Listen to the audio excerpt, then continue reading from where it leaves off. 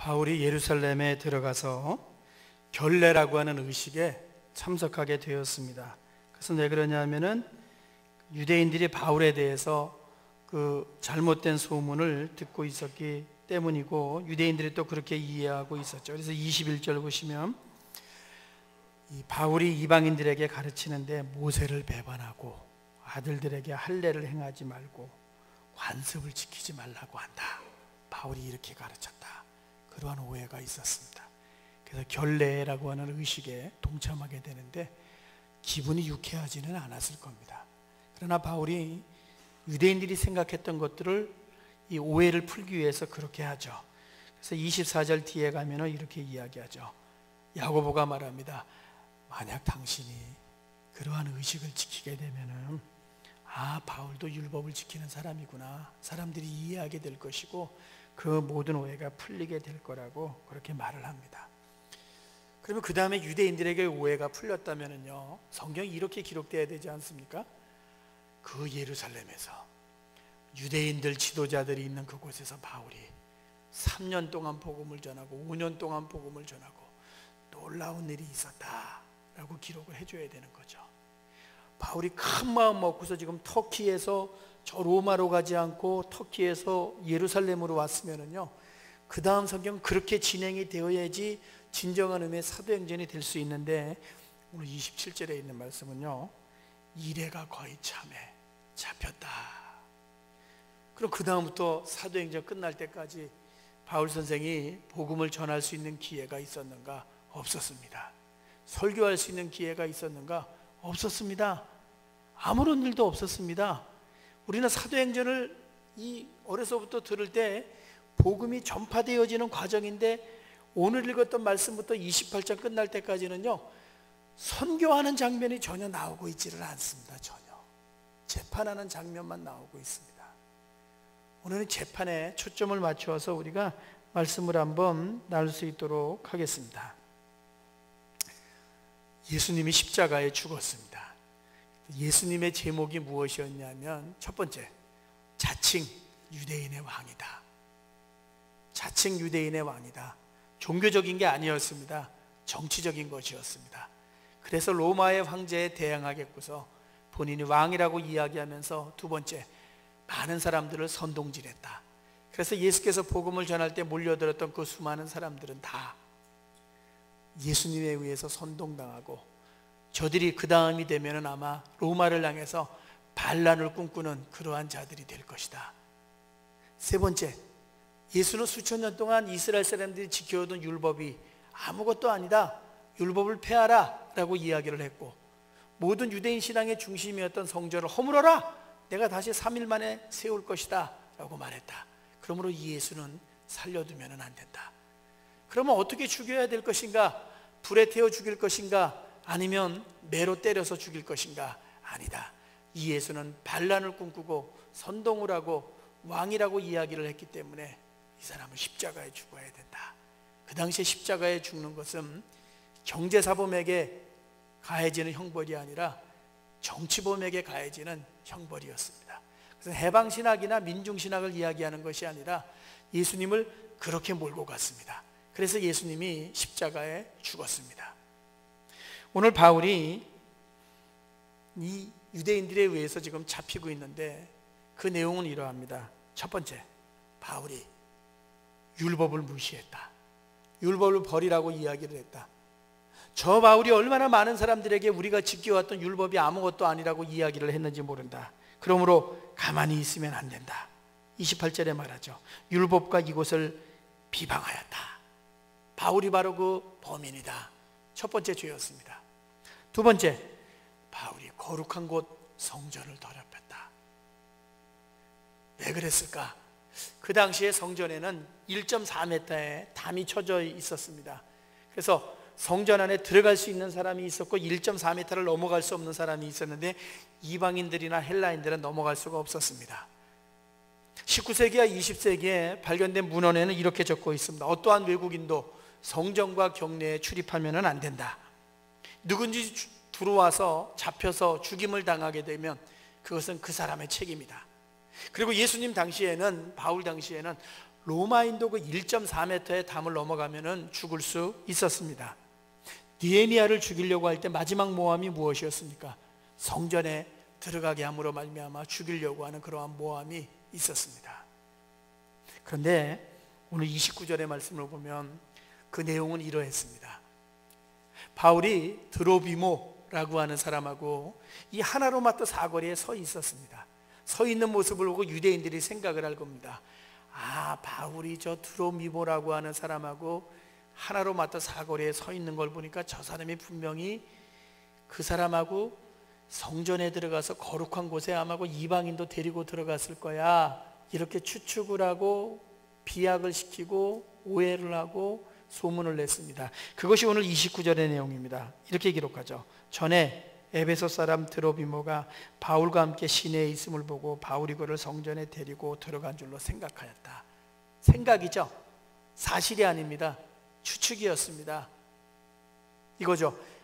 저 사람 저 하나로마트 사거리에 있는 거 보니까 모텔에 들어갔다 나온 거 아니야? 이렇게 하는 것과 똑같습니다. 아니, 저 사람 하나로마트 사거리에 서 있는 거 보니까 간첩하고 접선한 거 아니야? 이런 겁니다. 말도 안 되는 일이죠. 근데 말도 안 되는 일로 오늘 바울이 예루살렘에서 사람들에 의해서 잡히고 고소를 당하는 그러한 일이 일어나게 되었습니다. 예수님의 제목하고 바울의 제목이 공교롭게도 똑같았고, 또 잡히는 과정에 있어서도 예수님이나 바울이나 누명을 쓰고 억울하게 잡히는 그러한 모습이 있습니다. 우리가 충동을 당했습니다. 죽여라고 달려들었습니다. 바울을 붙잡았습니다. 연대장이 이것을 보고받았습니다. 그리고 군대를 풀었습니다. 그리고 바울을 잡아왔습니다. 이것이 오늘 읽었던 성경의 내용입니다. 그러면 여러분 상식선에서 생각하십시오. 왜 예루살렘에 들어가게 하나님이 그냥 두셨나? 그거는 하나님 입장에서도 마이너스지. 다른 곳에 돌아다니면서 복음을 전해도 수없이 많은 곳에 복음을 전하고 많은 사람들에게 예수 그리스도의 복음을 전할 수 있는데 괜히 들어가는 바람에 잡히고 선교도 못하고, 이게 뭔가 그렇게 이야기할 수 있는 상황 아니겠습니까? 참 바울이 멍청하다. 기근이 들어서 저들을 도와주려고 구제연금을 가지고 갔지만은, 사랑하는 마음을 알지만은 그렇게까지 할 필요가 있는가? 에베소의 장로들도 막았을 거고, 성령의 감동을 받은 사람도 막았고, 예언자도 막았고, 사람들도 들어가지 말라고 이야기를 하고 들어가면 죽는다고 이야기를 했음에도 불구하고 저렇게 무모하고 멍청하게 바울이 예루살렘에 들어감으로 말미암아 저러한 어려움을 겪고 있구나. 모두가 다 이렇게 이야기를 했겠죠. 그리고 여러분, 이 뒤에 나오는 성경의 내용들을 한번 잘 읽어보시기 바랍니다. 사도행전 그 모습이 나오나 한번 보시기 바랍니다. 예루살렘과 온 유다와 사마리아와 땅끝까지 복음의 증인이 되고 성령의 역사가 있고 사람들이 회심하고 사람들이 세례를 받고 놀라운 일이 일어나고 복음의 확장이 있고 헌신하고 희생하고 이러한 모습이 그 다음 뒤에 이제 나오나 보시면은요, 하나도 안 나오고 있습니다. 이런 내용이 나오고 있습니다. 연대장에게 재판받고, 연대장이 무슨 내용인지 몰라서 유대인 국회의원들에게 보내고, 그리고 나서 총독이 재판을 하고, 총독이 바뀌어서 재판을 하고, 그 다음에 이완용 같은 유대인의 왕에게 가서 재판을 받고, 이 내용이 22장부터 28장까지의 내용의 전부입니다. 그럼 재판입니다. 이제 선교가 아닙니다. 복음이 아닙니다. 변론을 해야 되는 겁니다. 모든 기회는 이제 막혀버렸습니다. 그러면 이 재판에서 바울이 이길 수 있는 가능성이 있습니까? 없습니다. 로마인들은 이 판결을 내릴 때 누구에게 유리하게 판결을 내리겠습니까? 당연히 유대인들의 환심을 사기 위해서 유대인에게 유리한 판결을 내리는 것은 분명합니다.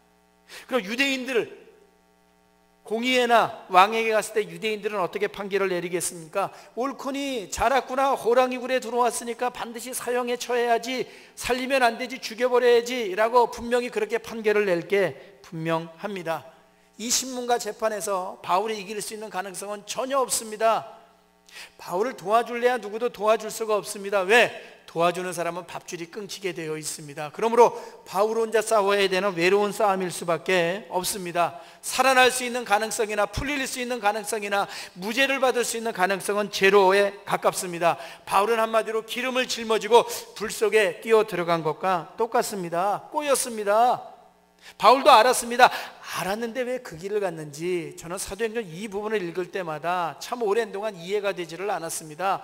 사도행전의 끝부분으로 치닫고 있으면은 완전히 클라이막스인데 더 놀라운 일이 일어나야 되는데 더 놀라운 일들이 일어나지 않고 이미 2장에서 놀라운 일이 일어나고 성령이 나타나고 난 다음에 또 복음이 증거되는 것까지는 좋았는데 마지막에 가서는 아주 놀라운 폭발의 모습이 사도행전에 기록되어야 되는데 이 다음부터 읽어가는 성경을 읽어가시면은요 앞에 있었던 내용들보다 재미가 없습니다. 성경을 재미없다고 이야기하면 안 되는데 그렇습니다. 성령이라고 하는 단어도 나타나지 않습니다. 회심의 놀라운 장면도 이 다음에는 나타나고 있지 않습니다. 그러면 이 어려움의 길을 이길 수 있는 비결이 무엇이었을까 하는 것이 오늘 핵심입니다. 법정 영화를 보시면 굉장히 재미가 있습니다. 그런데 내가 재판을 받는 입장이라면 이야기는 달라집니다. 재미는 무슨 재미겠습니까, 여러분? 재판장에서 나를 오라고 소환을 하면 뭐가 좋겠습니까? 소환장을 받는 순간 극심한 스트레스에 휩싸이게 되어 있고 금전적인 손해도 감수해야 될 거고 재판에서 판결을 받게 되면 잘못하면 감옥에 들어가 살 수도 있는 거기 때문에 힘든 것이 한두 가지가 분명히 아닙니다. 70년대 80년대처럼 한가하게 책 들고 들어가서 쉴 수 있는 것이 감옥이겠습니까? 오죽했으면 사다리를 만들어 갖고서 탈옥을 하려고 하겠습니까? 살면서 가지 않았으면 하는 것, 가기 싫은 곳 세 군데 있지 않습니까? 경찰서, 검찰청, 세무서. 여러분 오라고 하면 유쾌하게 갈 분들이 여기 있겠습니까? 상 받으러 갑니까? 저축 많이 했다고? 그쪽에서 소환이 오라 그러면요 마음으로 떨게 되어 있는 것이 모든 사람의 마음입니다. 아니 무슨 일이야? 왜 날 부르는 거야? 이렇게 바쁜데 이렇게 말하지 않습니다. 반사 제껴놓고 어떻게 하면은 아니 왜 불렀을까? 무슨 죄가 있나? 또 누가 혹시 투서를 했나?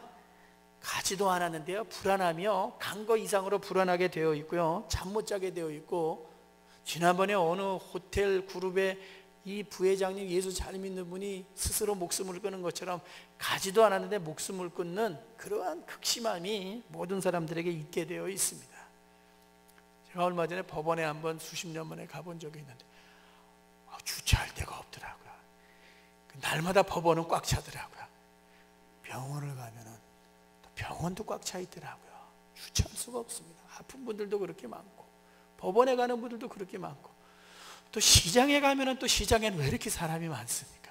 그러니까 우리가 가는 곳곳마다 다 그것이 좋은 곳이든 그렇지 아니한 곳이든 매일매일 필요에 의해서 가는 사람들로 그 모든 중요한 장소들은 가득 차게 되어 있습니다. 그러면서 우리 모두는요 경찰서 평생 한번 드나들지 않고 검찰청 드나들지 않고 세무소에서 소환을 하거나 조사가 나오지 않으면 뭐 그것으로 삶이 다행스러운 삶의 모습 아니겠습니까? 검찰도 말씀 한번 드렸네요. 마음만 먹으면 누구든지 부를 수 있죠. 지위 고하를 막론하고 심지어는 수사의 속도나 강도도 검찰이 조절할 수 있죠. 그게 막강한 힘이라고 이야기를 하지 않습니까? 정해진 틀은 분명히 있겠지만은요 스스로의 판단에 의해서 강도나 속도까지 조절할 수 있는 부분이 검찰에게는 있기 때문에 권력의 힘이라고 이야기를 하죠. 그래서 젊어서도 대접을 받고 새파란 20대 30대임에도 불구하고 영감 소리를 들으면서 살아가죠. 정치적인 출세에 있어서도 야심도 있고 권력의 자리에서 상당히 높은 자리에 있기 때문에 검찰이 돈을 받거나 판사가 돈을 받은 것이 사회적인 이슈가 될 수밖에 없는 거죠. 사람들은 그것이 허물어지면 사회의 모든 것이 허물어진다고 생각하기 때문에 이 사회가 민주주의 사회로 진행되어 가는 데 있어서 끝까지 제일 중요한 거 부정이 일어나고 부패가 일어나서 안 되는 마지막 장소는 모든 국민들은 그래도 경찰과 검찰과 세무서를 보루로 생각하는 모습이 있고 한 사회에서 그 세 기관에 문제가 생기게 되면 그 사회의 다른 모습들은 볼 수도 없죠. 그래서 대부분 정치에 나서고 있는 사람들은 법조 출신들이 대부분이죠. 그러면 과거나 현재나 굉장히 중요한 겁니다. 법이라고 하는 것은 바울 당시에도 법이 중요했고 또 오늘날도 그러합니다. 그런데 옛날에는 왕의 입김이 중요했고 총독의 입김이 중요했기 때문에 총독이 어떠한 결정을 내느냐에 따라서 주관적인 판단에 의해서 한 사람이 이 죽을 수도 있고 살 수도 있었죠. 오늘날은 통제와 견제와 균형의 모습이 있지만은 과거에는 그렇지 못했기 때문에 바울은 오늘 재판을 이제 받아야 되는 입장에 있으면서는요, 바울의 앞날을 확신할 수 없는 그러한 처지에 있는 것이 오늘 바울의 모습이죠. 그래서 저는 성경을 읽을 때마다 이 부분에 와서 늘 이 생각을 참 오랫동안 했습니다. 왜 여기서 머물게 하셨나? 왜 예루살렘으로 가게 하셨나? 왜 이렇게 힘든 길에 방치하셨나 하는 생각이 듭니다. 왜 일거수일투족까지 책임을 지시면은 어떻게든지 막으셔야지, 풍랑이 오게 해서 거꾸로 가게 하셔야지, 또 가다가도 예루살렘은 들어가지 못하게 하셔야지, 몸이 아파서 들어가지 못하든지 어떻게 해서든지 들어가지 못하게 하심으로 말미암아 그 어려움의 길을 피하게 하시는 것이 하나님이 인도하셔야 되는 삶의 길이 아닌가 하는 생각이 들 때가 많았습니다. 왜? 잡히면 안 되는 거 아닙니까? 지금 선교사가 잡히면 되겠습니까? 그리고 앞부분에서는 잡힐 기회가 많이 있었지만 잡히지 않고 잘 넘어왔습니다. 이야, 정말 저 관리가 이렇게 도와주는구나, 예수를 안 믿는데 저러한 어려움에서 빠져나왔구나, 옥문이 열렸구나, 찬양을 했구나. 그래서 우리가 설교 들을 때 이렇게 듣지 않았습니까? 바울이 감옥에 들어갔는데 찬양을 하고 기도하니까 옥문이 열리게 되었다고, 베드로도 옥문이 열리는 그러한 기적을 경험하게 되었다고. 그러면 여러분, 이 뒷부분에서 그 기적이 더 있어야 되는 거 아니겠습니까? 왜? 이 뒷부분은 정말 중요한 거 아닙니까? 지금 모든 것의 마지막 부분인데, 근데 이 부분에서는 그러한 일들이 일어나고 있나 성경을 한번 읽어보시면요, 전혀 일어나고 있지 않습니다. 전혀 일어나고 있지 않습니다.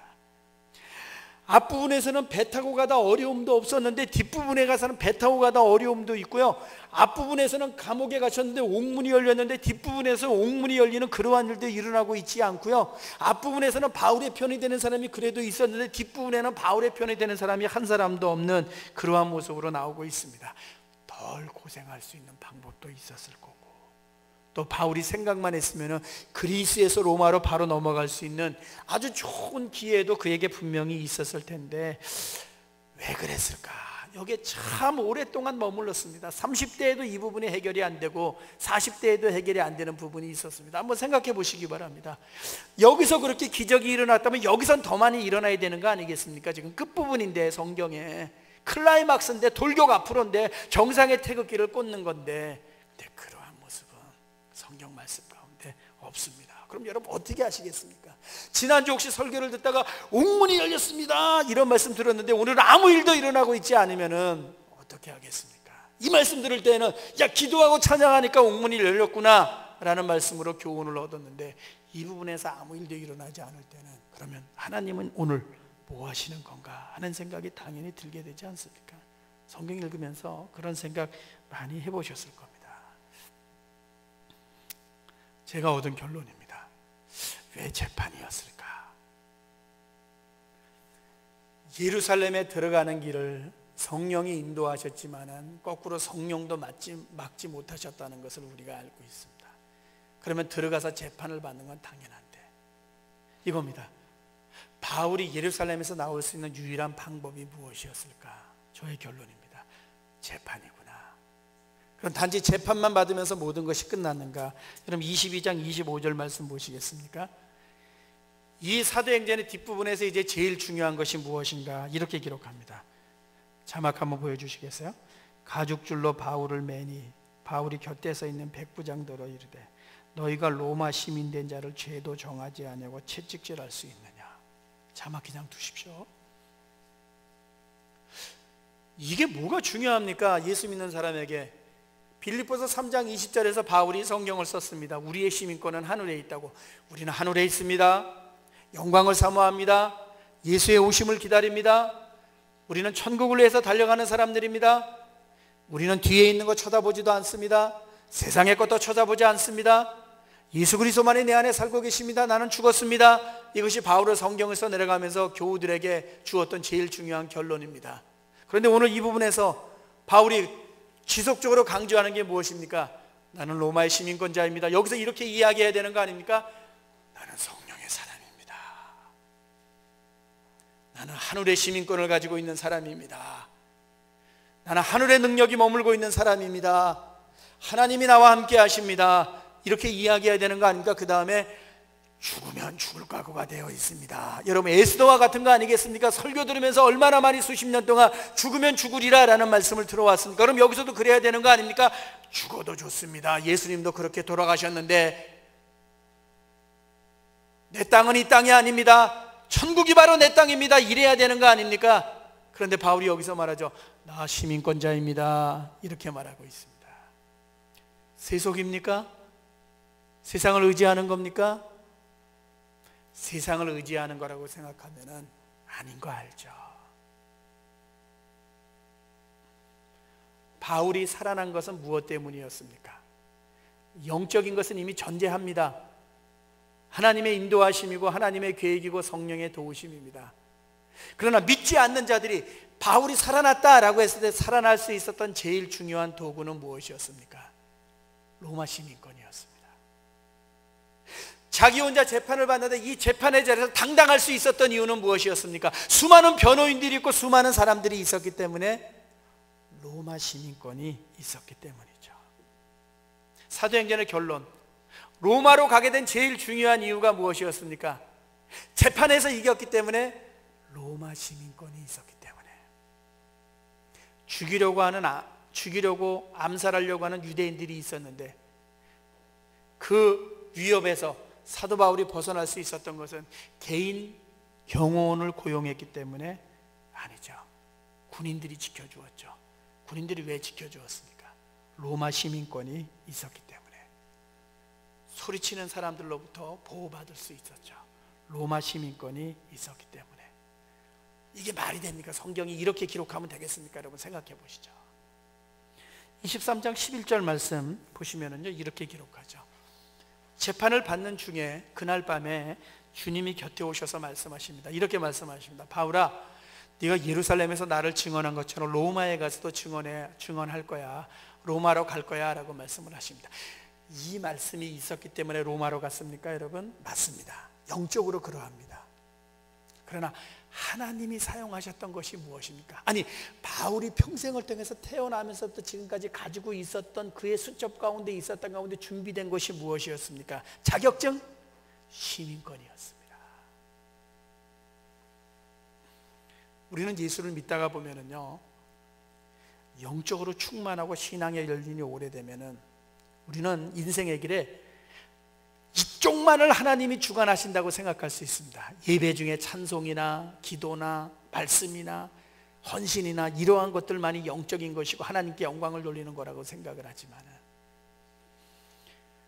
우리의 삶의 이 부분도 하나님이 창조 속에서 주신 얼마나 소중한 것이고 필요한 것이고, 이쪽에서 준비가 되어 있지 않으면, 제가 저번에 어느 어학원 개업한 집에 가서 한번 예배를 드렸는데 이런 말씀 드렸습니다. 왜 베드로는 이방 땅으로 가지 못했을까? 어학원 개업 예배라고 한번 생각을 해봤습니다. 바울은 언어를 못했구나. 이게 제 결론이었습니다.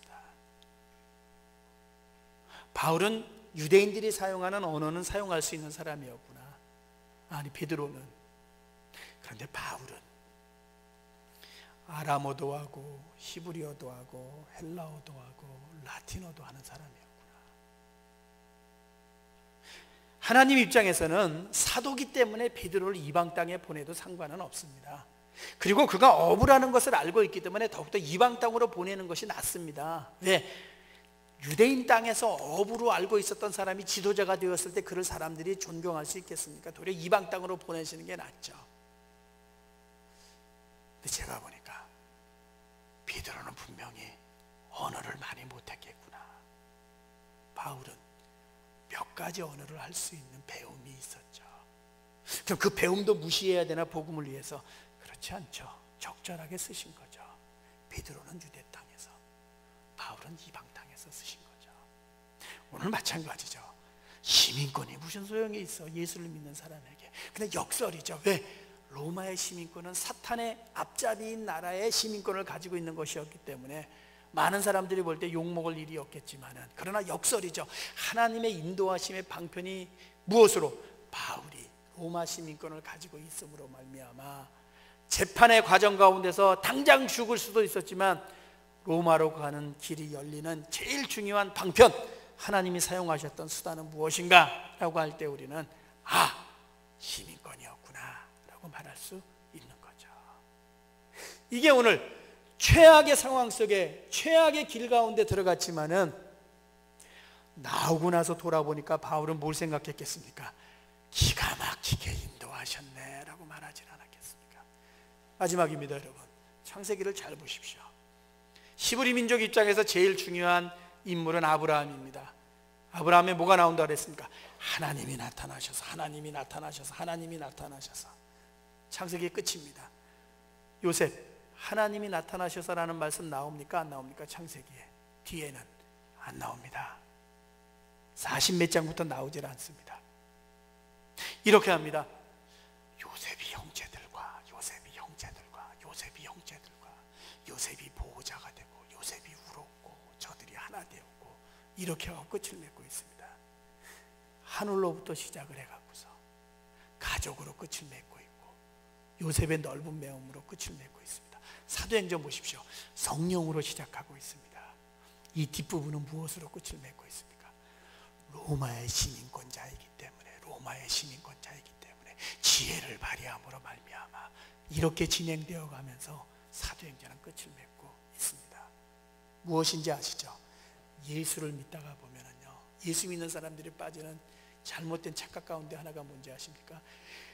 이것만이 영적이지라고 생각을 하면서 오늘 예배를 드리고 살아가는 삶의 모습들 속에서 조금 더 준비하고 애쓰고 열매를 만들어내고 책임을 감당하고 사명을 완수하고 하는 부분은 마치 하나님의 영광을 위한 도구에 있어서 형편없는 것처럼 생각하는 모습으로 그렇게 생각하고 살아가는 신자들이 의외로 많이 있을 수 있다는 거죠.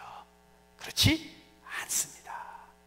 그것이 오늘 우리가 읽었던 이 말씀의 뒷부분, 사도행전 끝부분까지가 우리 모두에게 주시는 교훈입니다. 그러므로 여기 예배드리는 분들, 이 아침에 예배를 통해서 하나님 앞에 영광을 돌리지만 예배를 마치고 나서는 우리의 삶의 자리에서 로마의 시민권을 잘 만들어가는 삶의 열심을 통해서 가정이나 일터나 학교나 직장이나 우리에게 주신 이 땅에서의 사명을 통해서도 하나님께 영광을 돌리는 하나님의 사람들이 꼭 되기를 예수님 이름으로 축원합니다.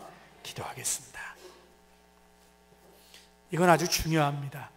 많은 그리스도인들이 세상 속에 살아가면서 욕먹는 경우 가운데 뭐냐면 너무 거룩한데, 거룩함의 모습을 보여주는 것 같은데 그 모습 속에는요, 이 땅에서 우리가 준비하지 못하고 애쓰지 못하고 감당하지 못하고 책임을 수행하지 못하는, 사명을 감당하지 못하는 모습들도 우리 안에 있을 수가 있습니다. 이 아침에 기도하면서 우리가 머물고 있는 이 땅에서도 우리의 사명이 있고 예배드릴 때에도 우리의 사명이 있고 다 우리가 잘 알고 있습니다. 하나님, 영육이 하나님 전혀 다른 것이 아님을, 예수 믿는 자에게는 모든 것이 하나님의 영광의 도구가 될 수 있음을 우리가 알게 하셔서 예배 마치고 열심히 한 주간에 임하는 우리 모두가 되게 하여 주옵소서. 함께 기도하기를 원합니다. 함께 주님 앞에 통성으로 기도하겠습니다. 거룩함의 공간이 어디입니까? 열매의 공간이 어디겠습니까? 영적으로 하나님 앞에 영광을 돌리다 영적인 것 속에 무엇까지 포함이 됩니까? 하나님, 가정도 포함이 되고 일터도 포함이 되고 학교도 포함이 되고 직장도 포함이 됨을 우리 모두가 잘 알고 있습니다. 예배당보다는 가정과 일터에서 보내는 시간이 훨씬 많은데 여기 예배드리는 모든 사람들에게 함께 해주셔서 삶의 모든 일들을 통해서 감당하는 하나님 아버지 열매의 모습들, 우리의 숫자 속에 들어와 있는 수많은 자격증과 또 하나님 아버지 우리의 열심의 열매들을 통해서도 하나님 앞에 영광 돌리는 주님의 사람들이 되어질 수 있도록 꼭 함께 하시고 인도해 주시기를 원합니다. 그래서 오늘 바울이 죽을 지경이 되었지만은 그 죽을 지경에서 그가 빠져나올 수 있었던 제일 중요한 이 땅의 통로가 무엇인지 살펴봤사오니 놓치지 않고 살아가는 주님의 사람들 되게 하여 주시옵소서. 하나님, 우리도 삶의 자리에서 영적인 것이 무엇인가에 대해서 지나치게 이분법적으로 생각할 때가 있습니다. 함께 해주셔서 모든 것이 다 하나님을 위한 영광의 도구임을 알게 하시고, 하나님 우리를 인도하실 때 우리가 준비한 것들을 통해서도 인도하심을 알게 하셔서 예배 마치고 나아가는 순간 한 주일 동안 열심히 우리의 삶에 임하는 하나님의 사람들 꼭 되게 하여 주시옵소서. 예수님 이름으로 기도하옵나이다. 아멘. 304장